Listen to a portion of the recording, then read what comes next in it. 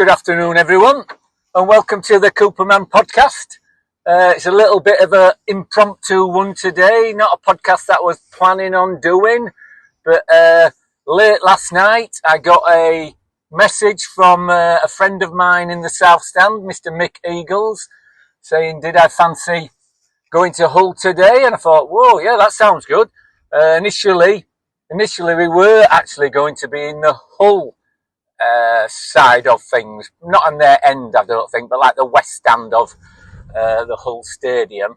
So, but now it's now transpired that we're actually going to be in the away end with the Leeds fans. They've managed to the guy who's getting the tickets is somewhat involved with Hull, so he's managed to get us tickets in the Leeds away end.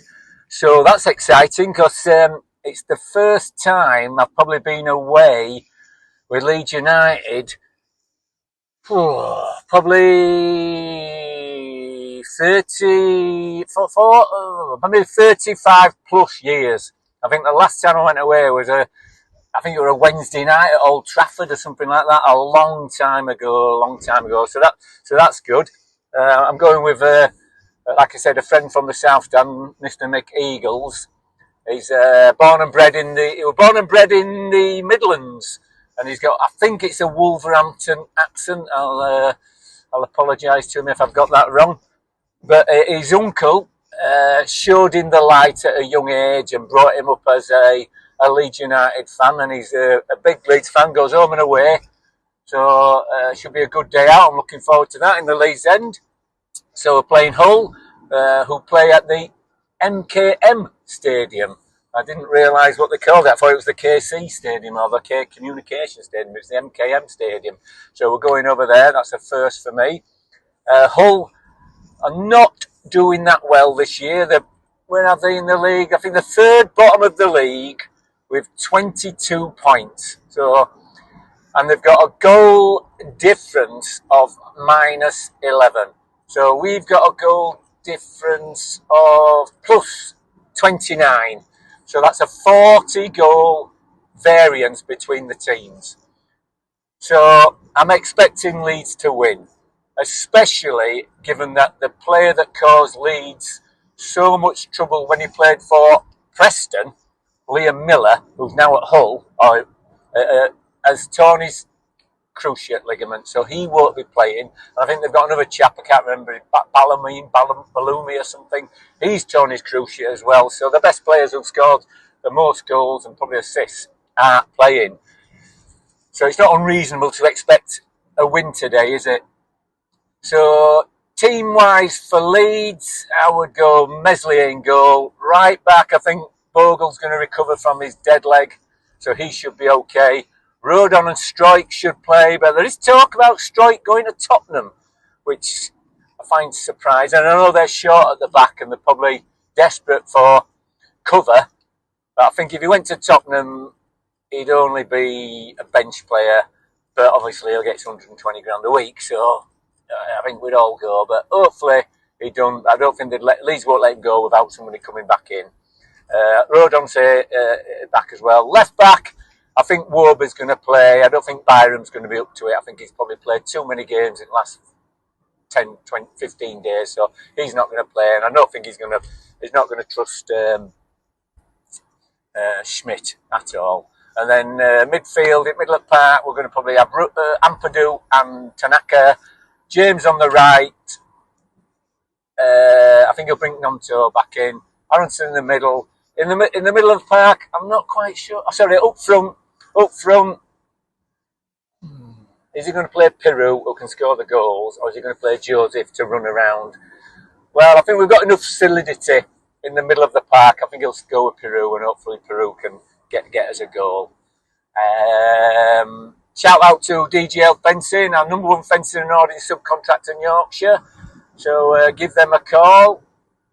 So like I say, I'm off to go meet Mick at the Tilbury Carvery on the A64. We're going to go over to Hull, pick up the tickets, and then see if we can find a pub where the Leeds fans go. I'll give you some updates throughout the day, how we're going over there. So like I say, it's first away match ever for a long time. So I'm looking forward to it. Hopefully we can see some goals and get some excitement. So I'll catch up with everyone later. So bye for now. Alex, what do you mean? What do you normally walk as? Walking normal. How do you normally walk? So we've just been in the Walton, the new Walton Club in Hull.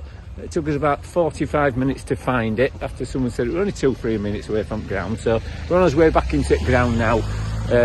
We've just got tickets from one of the Hull players' girlfriend. And we're not going to say who it is because we're going on YouTube and it could be seen by millions tonight. So, so like I said, I'm here with Mick Eagles, the legendary man from Wolverhampton, but his uncle brought him up as a white. You've got to be careful saying that these days. Yeah, he brought him up as a white. He goes home and away. I've seen him begging on Facebook lots of time for tickets and lifts and various places. He's a stalwart he is. So we've just seen the team, and I've got it wrong. Strike is not playing. Now I'm a little bit concerned of why he isn't playing, because he's not on the bench either. So it looks like he could be going to Spurs, probably. Hopefully about 40 million.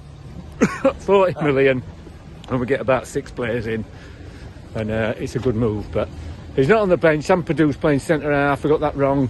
Wober's playing. I got that right. Solomon's playing. I got that wrong. And Nonto's on the bench, isn't he? Yeah, Nonto's on the bench. Nonto's on the bench. James is playing. I got that right. Aronson, he plays every single game, doesn't he? Get to come back in. On bench? On the bench. No, he's not going to get on, is he? No. He's not going to get on. Schmidt might get on if we win 4-0. So, still confident though. Still confident. My prediction, I got it wrong against Blackburn. I thought we'd beat them 3-0, but it was rubbish. So I think today, I think we're going to win 4-0. 4-0, I think we'll batter them. I think they're garbage, this team, but they'll be up for it because they're playing Leeds, but I think they're garbage. What do you think, Mick? 3-1, Perrault first goal. Perrault first goal, 3-1, 3-1. So we're just heading on to the ground now. It's a nice, impressive stadium, but we don't want a stadium like that at Elton Road. It's a little bit soulless. But the first time ever first time for you, Mick, isn't it? First time here, yeah. Mick's been everywhere, but he's never been to Hull. I don't want to come back again. No, not going to come back in. Well, we're hoping car's still there when we go back to it, and it's all got 4 tyres on. Yeah. So we'll give you an update through the game, but we'll catch you all later. So see you later, boys and girls. Ta-ra! See you later, Mick. All Leeds. All Leeds round here. Right, I'm going to put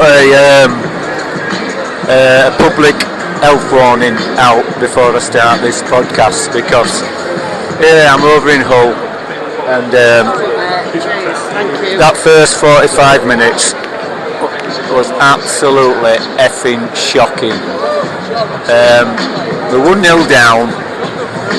They probably could have had 2. We could have probably had 3, but their goalie makes some what look like great saves from where I'm standing. So the first goal that the goal that Hull got, actually it brought back memories when I was 10 years old, and we had a 10-year-old goalie in net, and ball gets put through, defender probably gets caught out a little bit, but there's not any danger. But oh no, what does our goalie do? He comes running out to edge of box, gets nowhere near the ball, and pretty much telegraphs to their attacker, what do I do here? And the attacker hits it first time, lobs it over the goalie. Totally Meslier's fault. Totally his fault. It literally highlighted what a poor decision-making goalkeeper he is. He may have some abilities, but making decisions of what the right thing is, a bit like the corner against Blackburn. Do I go for it or do I not? No, I don't. I sit on my line. Here, do I come out for the ball? Yeah, I'll come out for the ball. No, I shouldn't have done really, should I? And then probably 25 minutes later, Hull breaking down left and do something and knock it in, and Meslier again decides not to go for the ball, it goes past him, and the kid smashes it against the post and could have been 2-0 down. It's been absolutely shocking, that first half. We've got through a couple of times, but the final ball, the final cross, don't hit the man.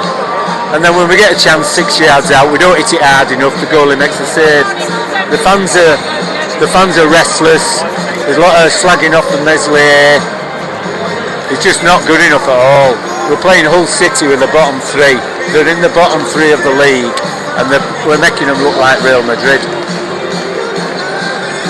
I think this might be a good one, Dave, for the end of season montage. We'll have a meltdown because it's absolutely shocking. I mean, the pitch, I think Hull City have decided to grow the grass and make sure the ball goes a lot slower across the ground, but I can only imagine that Farker is ripping everyone a new you-know-what, because that was not good enough whatsoever.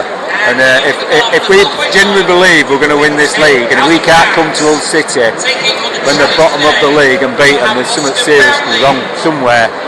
I mean, it doesn't help that Strike's not playing for whatever reason, I'm not sure why, but honestly, their centre forward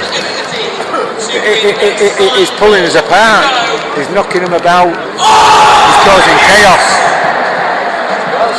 The crowd, you know, obviously the stadium's full because they're playing Leeds, but honestly, I've lost the words, and we've got to bring someone on to change this because it's just not good enough,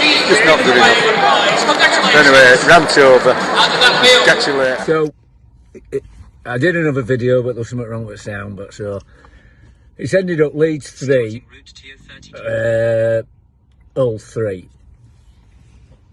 So, we come out second half, Tanaka scores an absolute worldie, bends it with his right foot into goalie's top left-hand corner, so it's 1-1 after 5 minutes, crowd's getting up.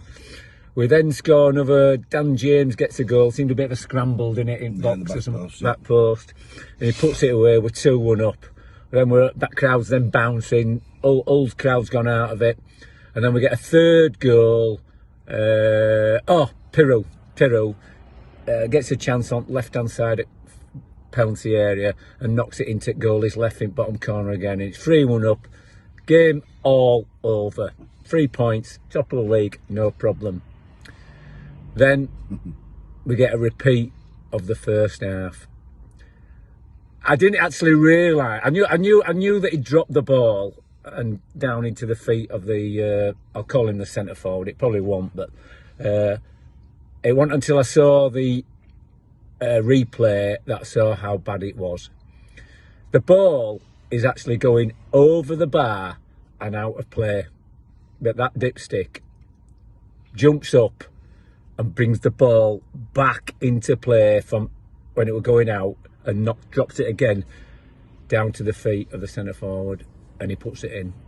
And you can see Meslier, he knows what he's done, he's all apologetic, he can't believe it, the confidence is draining out of the defence, and I think my belief is he's just written his own death sentence. Definitely. At Leeds United. I can't see how he can continue in goal for the second half of the season. I just can't see how he can do it. He's not good enough. He causes too many problems. And the third goal, I was just saying to Mick there. So just start that again. As I said, they got a corner. They knocked the ball in. Rodon goes for the header, wins the header. Not a great contact, but at the same time, Meslier's right up his arse, coming football with two hands. Whether he's communicated with Rodon to say, get out of the way, it's the keeper's ball, I'll get it. Rodon either don't hear him or thinks, shove that, Meslier, I'm going to win it. I can't rely on you. So then Rodon knocks it to far post and their kid hits it with his left foot. I think it goes about a yard to right hand side of Meslier. It's difficult to tell where you are on ground, but like I said, I think he's written his own death sentence. I can't see him continuing now for the rest of the season. I just can't. all the fans have just totally lost confidence in him. Everyone in crowd are just slagging Meslier off. We just can't carry on doing this where you've got a keeper where all the team have lost confidence in him. He's lost confidence in himself, so he'd be dropped for Harrogate Town. Yeah. And Darlow play, and I think Darlow play against Sheffield Wednesday, and they'll probably hope that they can get a keeper in for Burnley away. But it ain't a good position to be in where you're getting rid of your keeper halfway through the season. But I think we've got to do it if we're serious about coming top at league or getting promotion anyway. So we just had some chips. That was probably best thing at day. we couldn't find car either. We didn't know where bloody car was. We finally found it, so we're going to set off now. But this game went from low to high, back down to low. So you're leaving the ground. Everyone's leaving the ground depressed and down when it could have been so different had it not been for Meslier. And you can go on and moan at me that I'm moaning about the goalie, but he's a professional footballer. When he's committing mistake after mistake after mistake. You can't do it, can you, Mick? Every single game, there's a mistake in him. Yeah. He didn't actually make a save. The only saves he made today were where there was a shot and it went straight to him. Yeah, an easy one. To hold. He didn't make a save, but he made 2-3 mistakes that's cost us 2 points. Again. We're still top at league, but it leaves a little bit of a bitter taste in mouth today. So I've got a downer on him now, goalie. I've got a downer on him. So I reckon next game is the Harrogate Town FA Cup. Farker's going to put Darlow in the... He would have been putting Darlow in anyway, but he's going to put Darlow in for the FA Cup. And if Darlow plays anything like... Is he going to put Darlow in for Sheffield Wednesday at home? If he doesn't put Darlow in and he's going to stick with Meslier, then basically he's gambling his management career at Leeds United on Elan Meslier, is Farker. Because if Meslier continues to drop us points and we don't go up, Farker loses his job. If he gets rid of Meslier, gets a divid keeper in, and we go up, he's a genius. So he's gambling his career on Meslier. I wouldn't do it. I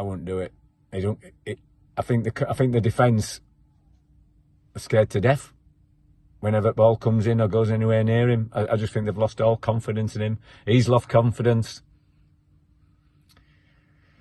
I'm coming home today. We should be at bloody cock-a-hoop. Sheffield United have won. Burnley. Sheffield United won away at Watford in London. Great result. I don't fancy our chances of going down to Watford and winning. Burnley have got to Blackburn and beaten them 1-0. Got a 1-0 victory. We've gone to Hull, bottom 3 at league. Come away with a 3-3 draw. Thrown it away. The optics aren't great, are they? They're not great. Anyway, not going to spoil my night. Spoiled my day. It's not going to spoil my night. So I'm going to merge these 3 videos. I'll get it out to the WhatsApp group, and we'll post it all on YouTube tonight. So see you later, guys. We're still top at league. That's a one saving grace, but it's getting a hell of a tight up there, and it's a hell of a tight up there. So hope you enjoyed it. We'll catch you all later.